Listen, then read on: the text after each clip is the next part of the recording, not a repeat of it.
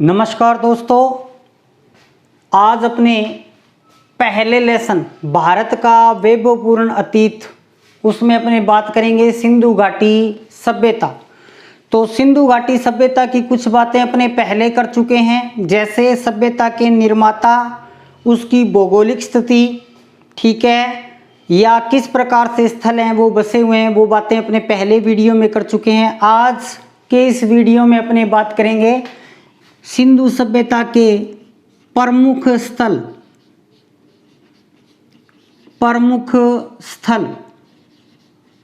कौन कौन सी जगह है महत्वपूर्ण सिंधु सभ्यता के अंदर, उनकी बात करेंगे। अब देखिए, पिछले वीडियो में अपने बात कर चुके हैं 1400 स्थल हैं आज तक, जो आधुनिक खोज है उसके अनुसार 1400 स्थल खोजे जा चुके हैं। उसका डिवाइडेशन मैंने आपको पिछले वीडियो में बताया था। अब आपने यहाँ पे एक इम्पोर्टेंट चीज़ क्या ध्यान रखनी है, मोस्ट इम्पोर्टेंट चीज़ वो आपने ये ध्यान रखनी है, इस 1400 में से 2 स्थल उनकी जो भौगोलिक स्थिति है, या मैं ये कहूँ कि उनकी जो बसावट है वो अलग तरीके से है। बाकी 1398 स्थल बचते हैं, उनमें सब में जो बसावट है वो एक जैसी है। अब देखिए कैसे है वो, कि सिंधु सभ्यता में अपने को जो स्थल मिले हैं वो 2 भागों के अंतर्गत मिले हैं। 2 भागों में, एक है पूर्वी भाग और दूसरा है पश्चिमी भाग। अब देखिएगा, जो पश्चिमी भाग है ना, इस पश्चिमी भाग में दुर्ग बना हुआ है। और ये बहुत इंपॉर्टेंट प्रश्न है, आईएएस में भी आ चुका है कि सभ्यता के किस भाग को दुर्ग भाग भी कहते हैं। पश्चिमी जो भाग है वो दुर्ग भाग कहलाता है, या दुर्ग किस दिशा में बना है, तो दुर्ग पश्चिम दिशा के अंदर बना है। और जो पूर्वी भाग है यहाँ पे इसको नगर भाग कहते हैं। नगर भाग यानी कि इस तरफ सामान्य लोग रहते थे और इस तरफ प्रशासनिक लोग रहते थे, सीधी सी बात है, ये ध्यान रखना है आपने, ठीक है। 2 स्थान जो अलग हैं, उन 2 स्थानों में एक में तो क्या नहीं है, दुर्ग नहीं है, और एक में क्या है, मध्यम भाग और बना हुआ है।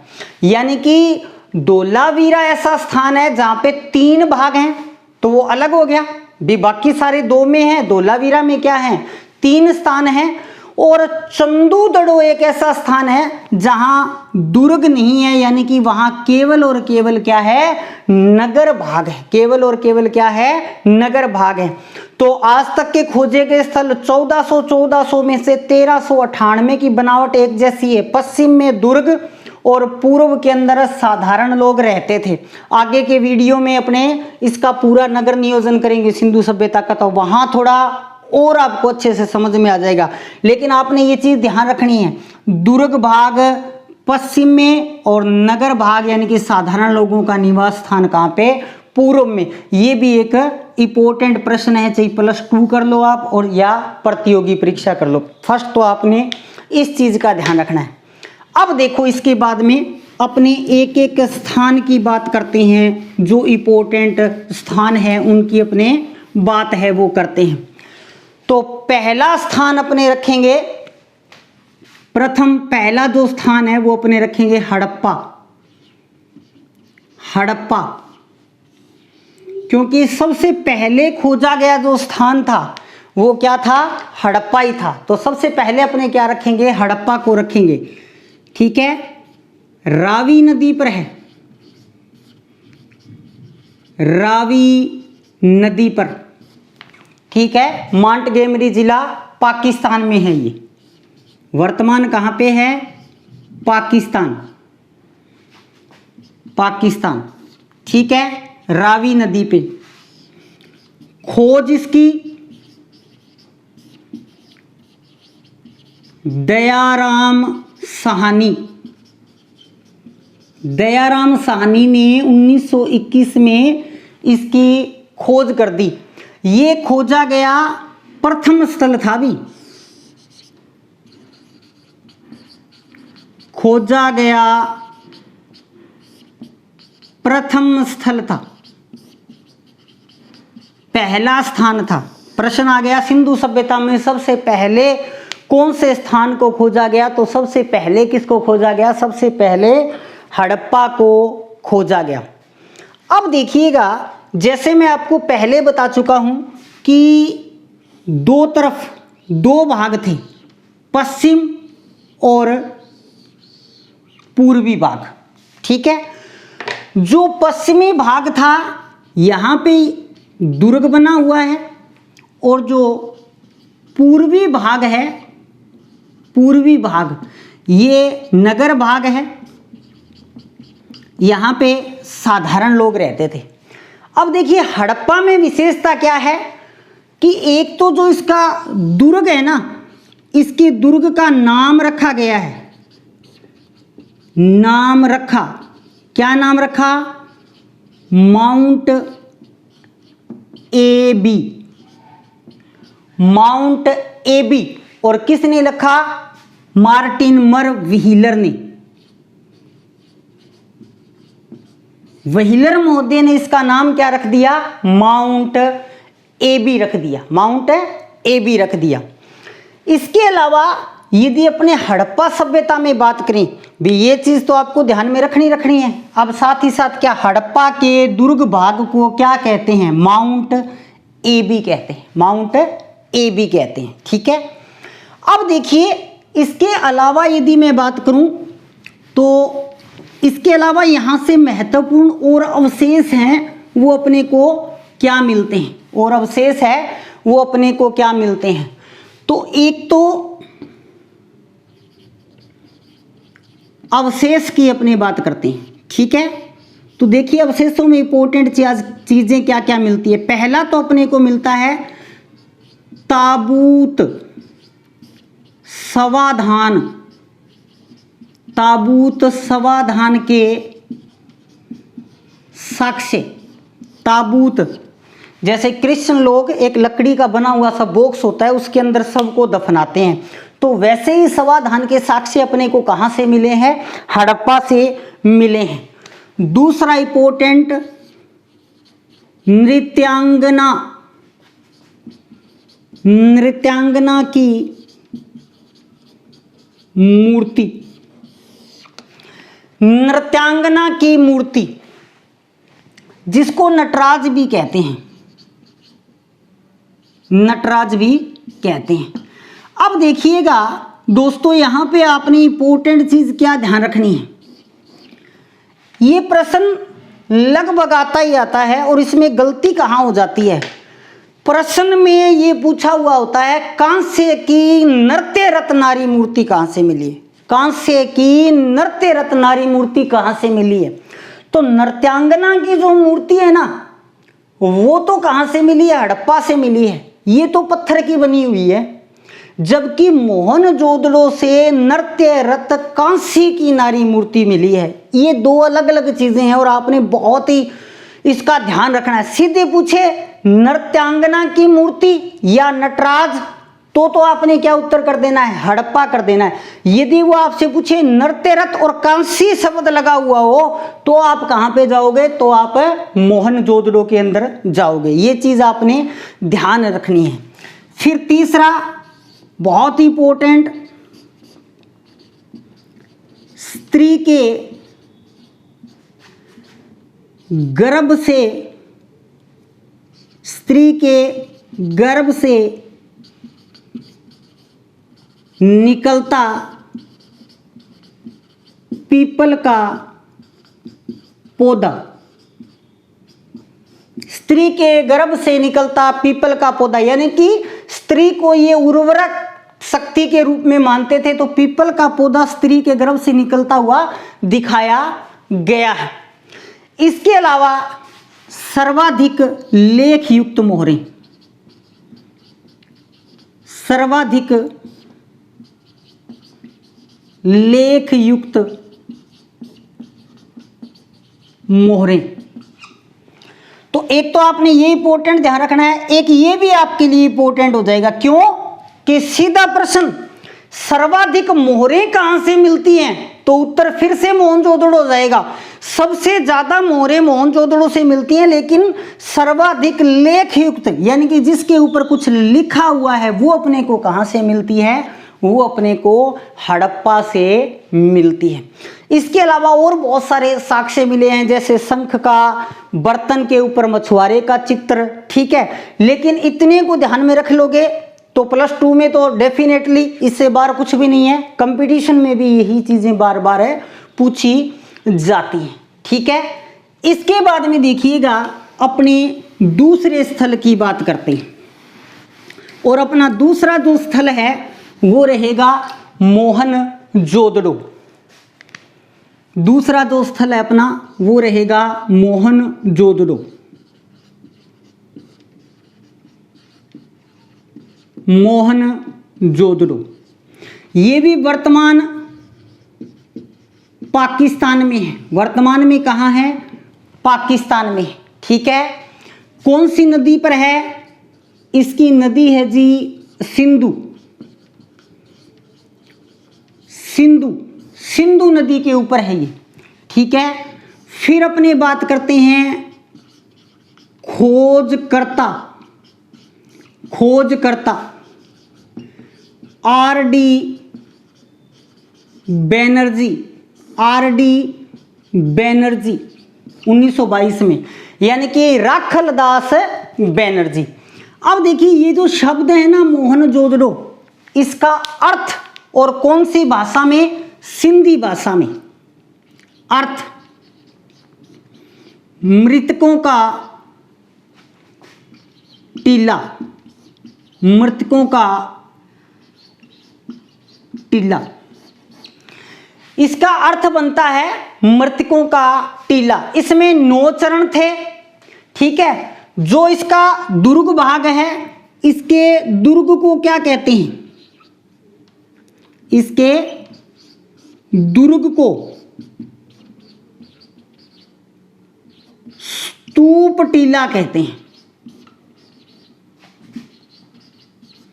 इसके दुर्ग को स्तूप टीला कहते हैं, ये ध्यान रखना है। माउंट एबी हड़प्पा का दुर्ग भाग कहलाता है, जबकि मोहनजोदड़ो का दुर्ग क्या कहलाता है? स्तूप टीला कहलाता है। ये इंपॉर्टेंट है भी। अब देखिएगा यहां पर यदि अपने प्रमुख अवशेषों की बात करें, अवशेष यानी कि क्या क्या चीजें वर्तमान में अपने को मोहनजोदड़ो से मिली हैं, तो सबसे महत्वपूर्ण है सार्वजनिक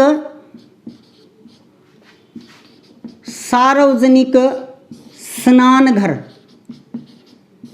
सार्वजनिक स्नानघर, एक सार्वजनिक स्नानघर बना है बहुत बड़ा, और उस स्नानघर में छोटे छोटे अनेकों स्नानघर बने हैं। तो जो जॉन मार्शल थे, आपको नाम याद होगा, मैंने बताया 1924 में यही व्यक्ति होते हैं जो सभ्यता की घोषणा करते हैं। तो जॉन मार्शल ने इस सार्वजनिक स्नानघर को तात्कालीन विश्व का आश्चर्य कहा, यानी कि इन्होंने कहा भी ऐसी इमारत होना उस समय दुनिया भर में एक आश्चर्य था, ठीक है। लेकिन दूसरा भी आपने याद रखना है, ये उससे भी ज्यादा इंपॉर्टेंट है। क्यों इंपॉर्टेंट है अभी बता देता हूं। अन्नागार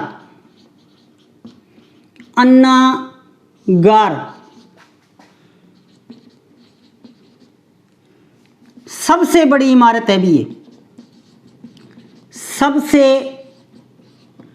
बड़ी इमारत है, सबसे बड़ी इमारत है। ये प्रश्न RAS,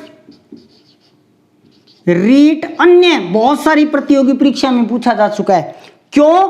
क्योंकि सार्वजनिक स्नानघर को जॉन मार्शल ने तत्कालीन विश्व का आश्चर्य कह दिया, या इसके बारे में बहुत विस्तार से वर्णन मिलता है अपने को किताबों में, तो ये चीज नगण्य हो जाती है।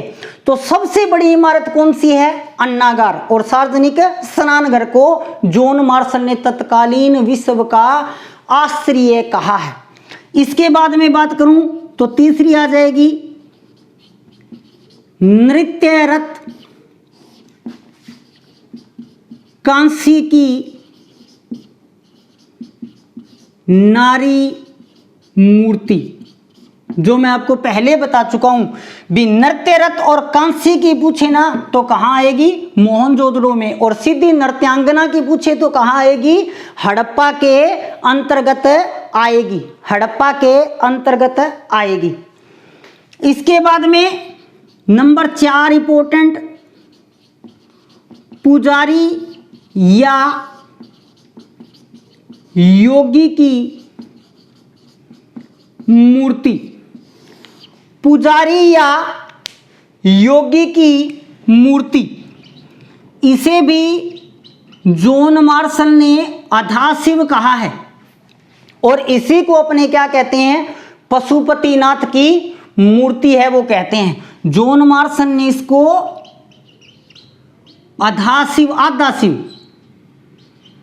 अधाशिव कहा है, या इसको क्या कहते हैं अपने पशुपतिनाथ की या योगी की मूर्ति है वो कहते हैं। इसके अलावा यहां से अपने को सीप का स्केल मिला है, सीप का स्केल यानी कि नापने के लिए फुट्टा, सीप का स्केल है वो भी यहां से मिला है। तो हड़प्पा और हड़प्पा के बाद में मोहनजोदड़ो, इतनी इंपॉर्टेंट बातें आपने याद रखनी है। पाकिस्तान सबसे बड़ा स्थल भी है, ध्यान रखना, ये सबसे बड़ा स्थल है, सबसे बड़ा स्थल, पूरी सभ्यता में सबसे बड़ा स्थल है। एक और इंपॉर्टेंट प्रश्न आएगा इसी चीज पे, वो मैं आपको भी इसी वीडियो में बताऊंगा।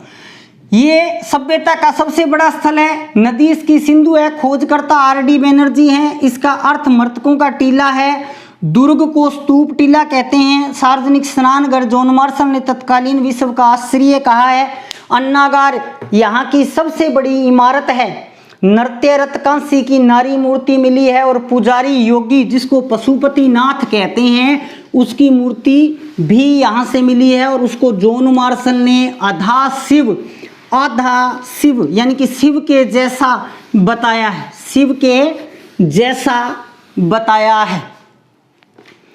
अब देखिए तीसरा जो इंपॉर्टेंट स्थल है वो है कालीबंगा। कालीबंगा, तो कालीबंगा की जो नदी है वो घग्गर है,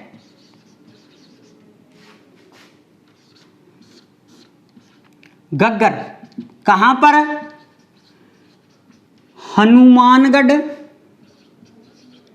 राजस्थान, ये स्थल है, हनुमानगढ़ राजस्थान में ये स्थल है।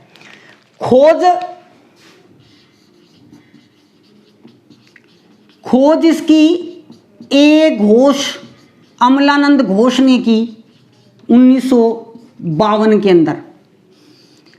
अर्थ इसका काले रंग की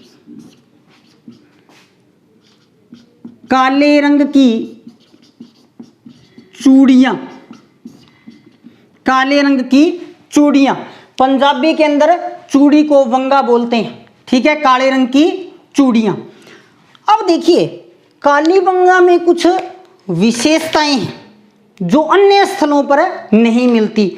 तो देखिए जैसे मैंने आपको बताया भी 1398 स्थल हैं वो एक जैसे बने हुए हैं, तो विन्यास तो कालीबंगा का भी उसी तरह का है, ये एक भाग हो गया और ये दूसरा भाग हो गया। यानी कि यदि मैं बात करूं तो ये तो पश्चिम भाग हो गया, ये तो पश्चिम भाग हो गया, ध्यान से देखना इसको, और ये पूर्वी भाग हो गया, पूर्वी भाग, ठीक है।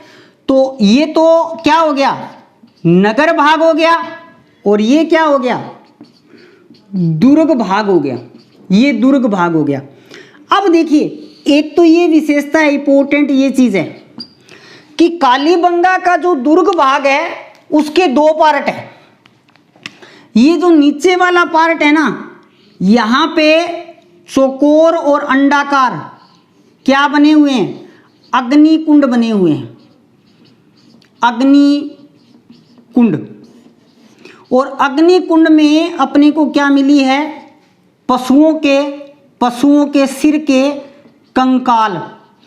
तो एक बात तो ये है कि अग्निकुंड के साक्ष्य कहाँ से मिलते हैं, कालीबंगा से। पशु बलि, क्योंकि पशुओं के सिर मिले हैं इसलिए पशु बलि के प्रमाण भी अपने को कहाँ से मिल गए, कालीबंगा से। दो साक्ष्य तो ये हो गए अग्निकुंड के और पशु बलि के। तीसरी इंपॉर्टेंट चीज देखिए, तीसरी इंपॉर्टेंट चीज क्या है कि जो सिंधु सभ्यता है ना, उसमें जो दुर्ग भाग है उसके दक्षिण में, यानी कि नीचे यहां पर कब्रिस्तान है। और अधिकतर जो कब्रिस्तान है वो कैसे हैं, चौकोर या आयताकार है, यानी कि वर्गाकार या आयताकार है। लेकिन कालीबंगा एक मात्र स्थल है जहां का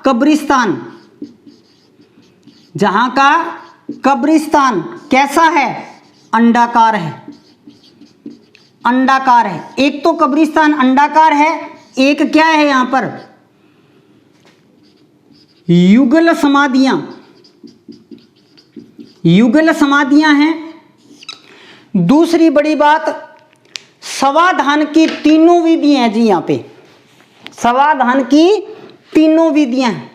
अब युगल समाधियां भी हैं, समाधान की तीनों विधियां हैं। समाधान की तीन विधियां होती हैं, कौन कौन सी होती हैं, पहली विधि पूर्ण समाधान, दूसरी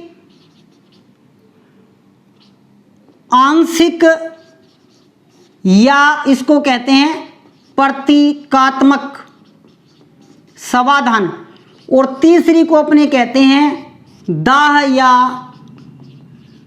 अग्नि संस्कार, दाह या अग्नि संस्कार। पूर्ण समाधान यानी कि मरने के बाद में व्यक्ति को पूरे के पूरे शरीर को दफना देना पूर्ण समाधान कहलाता है। जैसे वर्तमान समय में बिश्नोई समाज है या मुस्लिम समाज है, वो क्या करता है, वो पूर्ण समाधान करता है।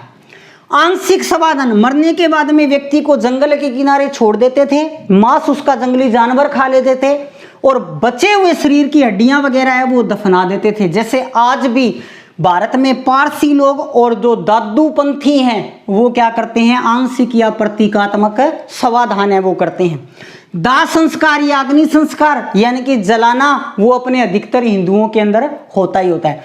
तो तीनों तो ये समाधान की विधियां, प्लस में कब्रिस्तान अंडाकार और कहां पे, दुर्ग के पश्चिम में, जबकि सभ्यता के अन्य स्थलों पे वो कहां है, दक्षिण में। अग्निकुंड के साक्ष्य और पशु बलि के साक्ष्य भी अपने को मिलते हैं। इसके अलावा और देखें कि कालीबंगा में और क्या इंपॉर्टेंट है, तो कालीबंगा में यदि अपने और इंपॉर्टेंट की बात करते हैं तो यहां पे देखिए 3-4 चीजें ऐसी हैं जो विश्व में सबसे पहले कालीबंगा के अंदर हुई। देखिए क्या क्या चीज बहुत इंपॉर्टेंट है। पहली बात मैं करूं तो भूकंप। एक तो भूकंप सबसे पहले प्राचीनतम जो भूकंप के साक्ष्य मिलते हैं वो कहां से मिलते हैं, कालीबंगा से, ठीक है। दूसरी बात, शल्य चिकित्सा यानी कि ऑपरेशन, एक खोपड़ी के अंदर 6 छिद्र मिले हैं, ठीक है। और लकड़ी की बनी नालियां, ये जो तीनों चीज है यानी कि भूकंप के सबसे प्राचीन साक्ष्य, शल्य चिकित्सा के सबसे प्राचीन साक्ष्य और लकड़ी की बनी नालियां, ये विश्व में प्रथम है। विश्व में प्रथम बार यानी कि विश्व में सबसे पहले ये तीनों चीजें कालीबंगा में मिलती हैं। इसके अलावा यदि मैं बात करूं तो हल रेखा जिसको क्या कहते हैं, सीता कहते हैं, यानी कि हल चलाया हुआ इस प्रकार से।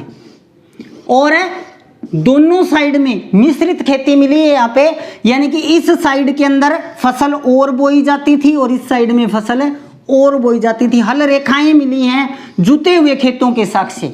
आप अधिकतर किताबों में पढ़ते हो तो इस प्रकार से आएगा, जुते हुए खेतों के साक्ष्य कहाँ से मिले हैं। प्रतियोगी परीक्षा में भी प्रश्न आ चुका है, या हल रेखा या सीता, तो कहाँ से, कालीबंगा से।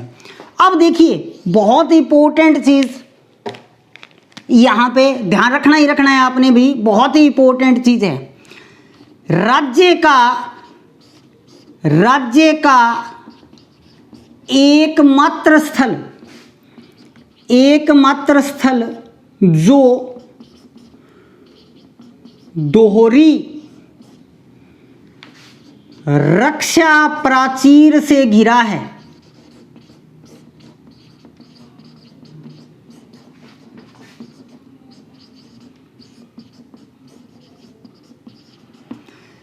राज्य का एकमात्र, यानी कि राजस्थान का ये एकमात्र स्थल है जो दोहरी रक्षा प्राचीर से घिरा है। यानी कि कालीबंगा इस प्रकार से बसा हुआ है, यहाँ पे दुर्ग और यहाँ पे साधारण जन। अब इसके पूरे के तरफ एक चार दीवारी है और इस पूरे के तरफ ही क्या है, दूसरी चार दीवारी है, यानी कि दो रक्षा प्राचीर है। दोहरी रक्षा प्राचीर से घिरा हुआ ये राजस्थान का एकमात्र स्थल है, राजस्थान का एकमात्र स्थल है। इस चीज को आपने ध्यान रखना है। तो पशु बलि, अग्निकुंड, भूकंप, शल्य चिकित्सा, लकड़ी के साक्ष्य, हल रेखा के साक्ष्य और दोहरी रक्षा प्राचीर से घिरा हुआ ये एकमात्र स्थल है। तो कालीबंगा में ये विशेषताएं या अवशेष हैं वो आपने ध्यान में रखने हैं। एक और यदि मैं बात करूं तो आपने ये भी ध्यान रखना है, ये हड़प्पा कालीन व प्राग हड़प्पा स्थल है, प्राग हड़प्पा स्थल है, यानी कि हड़प्पा कालीन और प्राग हड़प्पा स्थल है। ये हड़प्पा के साथ भी बसा हुआ था, जब सिंधु घाटी सभ्यता थी तब भी ये बसा हुआ था, और ये सिंधु घाटी सभ्यता से पहले भी बसा हुआ था, पहले भी बसा हुआ था। सिंधु घाटी सभ्यता से पहले भी बसा हुआ था, सिंधु घाटी सभ्यता के समकालीन भी बसा हुआ था।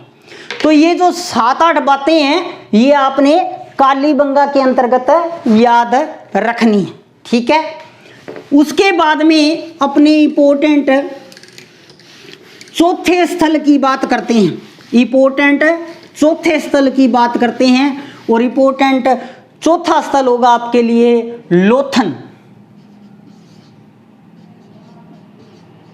लोथन, या इसको लोथल भी लिख देते हैं, लोथल भी लिख देते हैं। नदी इसकी बोगवा है भी, नदी इसकी बोगवा है। बोगवा नदी के किनारे ये गुजरात में है, ठीक है। सराग वाला गुजरात, सराग वाला अहमदाबाद गुजरात। खोज भी इसकी ये याद रखने हैं अपने, खोजकर्ता जितने भी है याद रखने हैं। SR Rao, SR Rao. सन चाहिए याद रहे न रहे, लेकिन खोजकर्ता आपके याद रहने चाहिए। 1957 SR राव ने 1957 में इसकी खोज कर दी। अब देखिए एक तो इसमें इंपॉर्टेंट क्या है, इसे लघु हड़प्पा या लघु मोहनजोदड़ो, लघु मोहनजोदड़ो कहते हैं। तो इंपॉर्टेंट प्रश्न बन जाता है, लघु हड़प्पा किसे कहते हैं, तो किसे कहते हैं, लोथन को, या लघु मोहनजोदड़ो किसे कहते हैं, तो भी किसको कहेंगे, लोथन को कहेंगे। अब देखिए यहां बहुत ही इंपॉर्टेंट, बहुत ज्यादा इंपॉर्टेंट, किस चीज के साक्ष्य मिले हैं या किस चीज के अवशेष मिले हैं, बंदरगाह, जिसको अपने क्या कह देते हैं, गोदीवाड़ा, या इसको अपने कह देते हैं डाक यार्क। यानी कि बंदरगाह के साक्ष्य कहाँ से मिलते हैं? बंदरगाह के जो साक्ष्य हैं वो लोथन से मिलते हैं। और ये बंदरगाह इतना बड़ा था जिस प्रकार से वर्तमान अपने विशाखापट्टनम का बंदरगाह है। और विशाखापट्टनम का बंदरगाह भी आपके ध्यान में होना चाहिए भूगोल की, ज्योग्राफी की दृष्टि से, क्योंकि विशाखापट्टनम का जो बंदरगाह है वो उस बंदरगाह से वर्तमान में भारत का सबसे ज़्यादा निर्यात विशाखापट्टनम से होता है। तो विशाखापट्टनम का जितना बड़ा बंदरगाह है उतना ही बड़ा बंदरगाह कहाँ का था? लोथन का था। उतना ही बड़ा बंदरगाह कहाँ का था? लोथन का था। फिर दरवाजे सड़क की तरफ खुलते हैं, ये भी बहुत इंपॉर्टेंट है। दरवाजे सड़क की ओर खुलते हैं। दरवाजे सड़क की ओर खुलते हैं। एक मात्र स्थल, सिंधु सभ्यता के जो 1400 स्थल हैं उन 1400 स्थलों में से लोथन एकमात्र ऐसा स्थल है जिसके दरवाजे हैं वो सड़क की तरफ खुलते हैं। देखिए, अपने जब सिंधु सभ्यता का नगर नियोजन करेंगे तो मैं ये चीज आपको विस्तार से बताऊंगा। अब आपके मन में ये होगा भी दरवाजे अगर सड़क की तरफ नहीं खुलते हैं तो कहाँ खुलते हैं? तो सड़क से भी छोटी एक चीज होती है और वो चीज होती है गलियां। उसका मैं अंतर भी आपको बताऊंगा। तो ये एकमात्र स्थल है जहां दरवाजे कहाँ खुलते हैं? सड़क की ओर खुलते हैं, इसको ध्यान रखना। फिर लोथन और कालीबंगा आपने समकक्ष ध्यान रखने, इसीलिए मैंने आपको कालीबंगा 3 नंबर पे करवाया और लोथन 4 पे। जो चीजें अपने कालीबंगा में करके आए हैं वही चीजें यहां भी अपने को मिलती हैं। फॉर एग्जाम्पल युगल समाधान, शल्य चिकित्सा के साक्ष्य और अग्निकुंड, ये 3 चीजें यहां भी मिलती हैं। क्या क्या? एक तो शल्य चिकित्सा,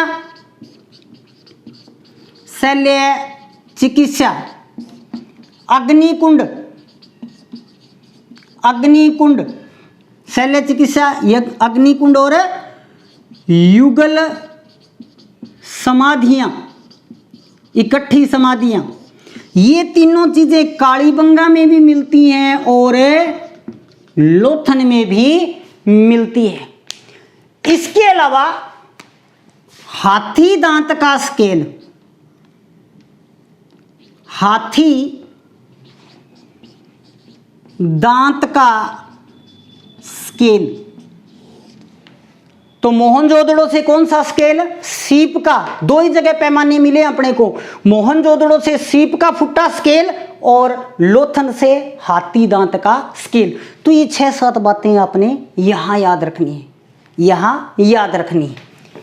इसके बाद में देखिएगा नेक्स्ट अपने स्थल करेंगे चंदूदड़ो।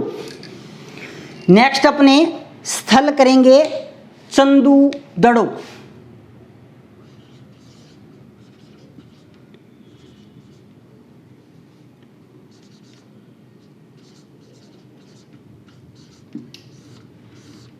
चंदूदड़ो ये जो स्थल है ये मोहनजोदड़ो से 80 मील दूर है। मोहनजोदड़ो से 80 मील दूर दक्षिण में स्थित है। 80 मील दूर दक्षिण में स्थित है। ठीक है। खोजकर्ता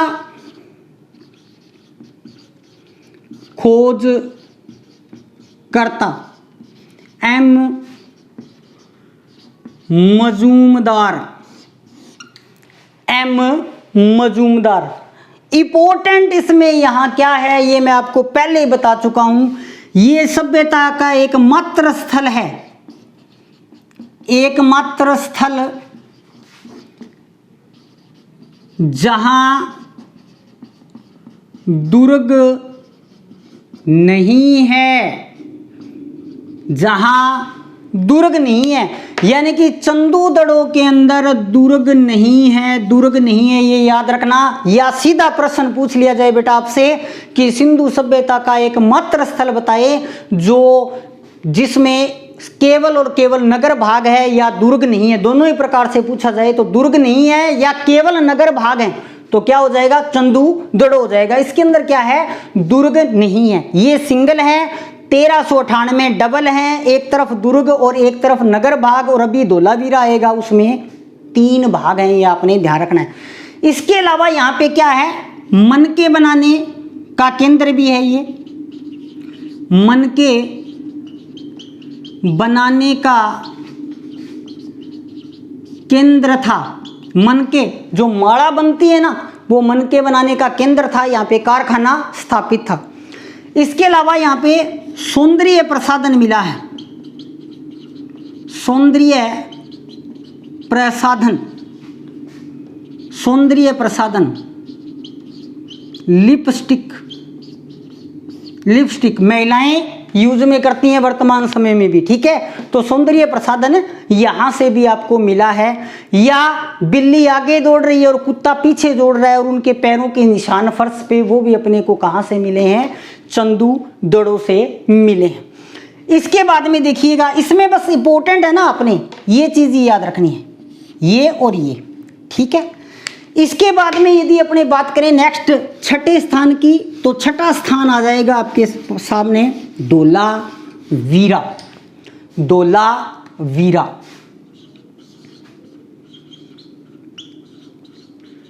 धोलावीरा, धोलावीरा जो स्थान है वो कच्छ गुजरात के अंदर है। अभी कच्छ का जो रण है ना, कच्छ गुजरात, कच्छ गुजरात के अंदर है। खोजकर्ता RS विष्ट, खोजकर्ता RS विष्ट, RS विष्ट ने इसकी 1990-91 के अंदर क्या कर दी, खोज है वो कर दी।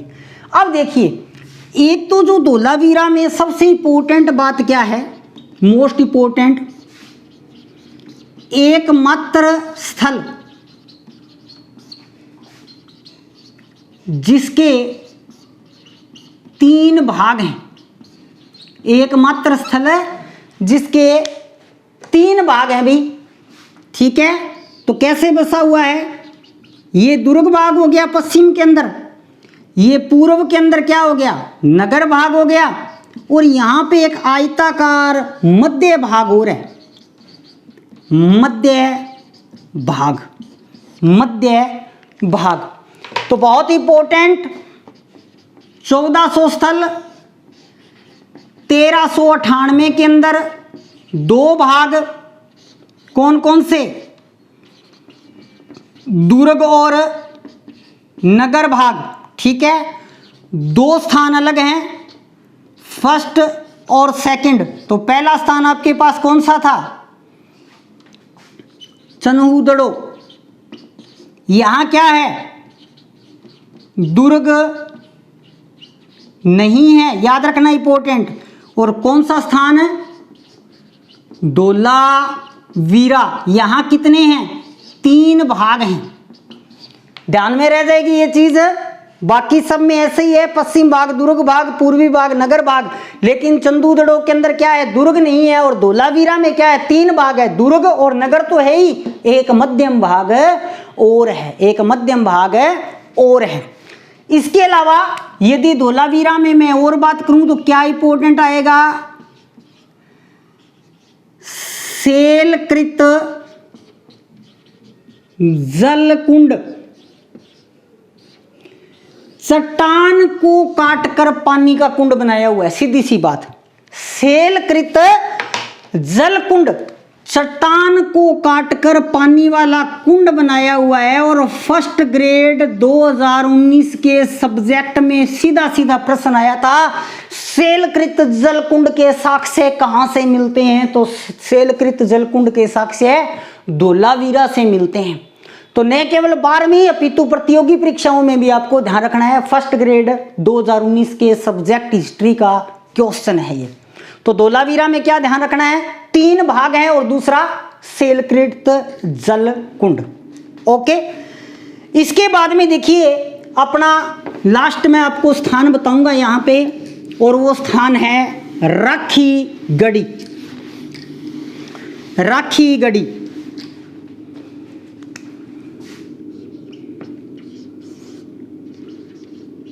राखीगढ़ी जिंद हरियाणा, हरियाणा में है। ठीक है जी। खोजकर्ता professor Surajbhan, professor Surajbhan. Important क्या है, भारत का सबसे बड़ा स्थल है, भारत का सबसे बड़ा स्थल है भी। अब देखिए, मैं मोहनजोदड़ो में एक बात लिख के आया था कि सभ्यता का सबसे बड़ा स्थल, क्योंकि सभ्यता की अगर अपने बात करते हैं, सभ्यता तो 3 देशों में फैली है, भारत, पाकिस्तान और अफगानिस्तान। ठीक है। अब तीनों ही देशों में या पूरी सभ्यता में जो सबसे बड़ा स्थल है वो तो कौन सा है, मोहनजोदड़ो है। लेकिन भारत का विभाजन हो चुका है, भारत से ही पाकिस्तान बन चुका है। तो अब वर्तमान की यदि बात करें तो भारत का सबसे बड़ा स्थल, 2 प्रकार के प्रश्न बन गए। यदि वो आपसे ऐसे पूछे सिंधु सभ्यता का भारत का सबसे बड़ा स्थल कौन सा है, तब तो आपने राखी गढ़ी करना है। और सीधा सिंधु सभ्यता का सबसे बड़ा स्थल कौन सा है, तब आपने मोहनजोदड़ो करना है। एक और इंपॉर्टेंट बात है यहाँ पे, वो भी बहुत इंपॉर्टेंट बात है। राखी गढ़ी में आपने दोनों ही बातें याद रखनी है, दोनों ही इंपॉर्टेंट है। 4400 ईसा पूर्व का नरकंकाल मिला है, नरकंकाल मिला है। यानी कि 4400 साल तो वो और 2000 साल ये हो गए, लगभग 6500 साल पुराना अपने को नरकंकाल मिला है। अभी खोज हुई है, आधुनिक खोज है। और आप ये मानो कि ये भारत का सबसे प्राचीन नरकंकाल है, भारत का सबसे प्राचीन कंकाल है ये। भारत का सबसे प्राचीन कंकाल अपने को कहां से मिला है, राखी गढ़ी का, जो कि 4400 ईसा पूर्व का है, 4400 ईसा पूर्व का है। तो 7 स्थान तो ये हो गए आपके पास, हड़प्पा, मोहनजोदड़ो, लोथन, चंदूदड़ो, धोलावीरा, कालीबंगा और राखी गढ़ी। 4 स्थान मैंने आपको और बताए थे, पूर्व पश्चिम उत्तर दक्षिण वाले, इससे पहले के वीडियो में। तो पूर्व पश्चिम उत्तर दक्षिण वाले वो 4 स्थान हैं, वो भी आपने ध्यान है वो रखना है। और किस प्रकार से इनका विन्यास है उसको आपने ध्यान में रखना है। नेक्स्ट वीडियो में भी अपने सिंधु घाटी सभ्यता की बात करेंगे। सिंधु घाटी सभ्यता में समाज कैसा था, धार्मिक स्थिति किस प्रकार की थी, सामाजिक स्थिति किस प्रकार की थी, राजनीतिक स्थिति किस प्रकार की थी, ये अपने इसके नेक्स्ट वीडियो में सिंधु घाटी सभ्यता की बात करेंगे। जय हिंद, जय भारत।